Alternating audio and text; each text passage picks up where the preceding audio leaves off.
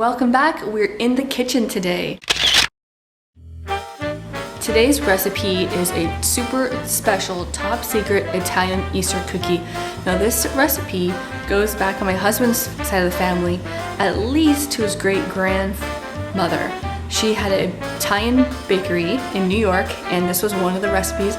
And probably the quantity, what you see, was used for the bakery itself, because we got about 7 dozen cookies, and that's kind of a lot for a family. So this has been just passed down. I'm not sure how far back it goes. Maybe you know if you make this recipe or if you've heard of something similar.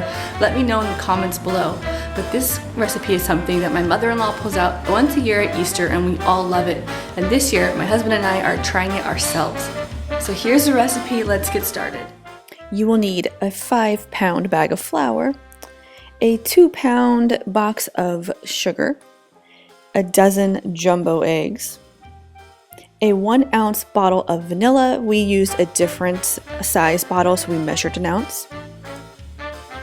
You will also need 10 teaspoons of baking powder and an entire pound of butter. We use salted butter because there's no other salt. We also added some almond for our own twist to this recipe to half of the batter. Other materials are a big old bowl and either a stand mixer or a hand mixer. So first you're going to want to cream the butter, let it sit out for a little while, and then mix it with the sugar, maybe in 2 to 3 batches, so it's easier on your motor.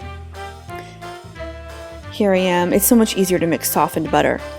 At this point you're going to add the baking powder to the butter instead of to your dry ingredients. And then Mr. Keel went ahead and he is mixing everything together. While he's doing that, I'm lightly beating the eggs with half of the vanilla, and I'm lightly beating another 6 eggs with half of the almond, because that's what we did this year. Then you go ahead and mix that to your dry ingredients.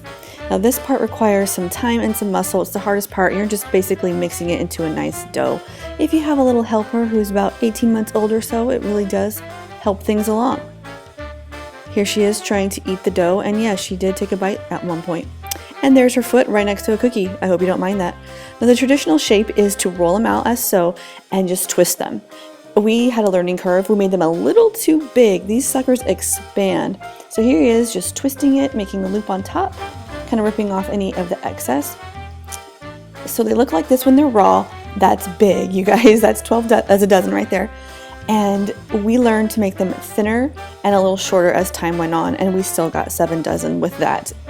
Here is my kitchen overrun with cookies. I cannot wait to share these. I hope you try it, and if you do, remember to divide the recipe to fit your needs. It's pretty straightforward. It's just a lot. It took us a couple hours all morning. Not too long, you know, with the toddler interfering, it kind of slowed us down, but it really wasn't bad, and I will do it again.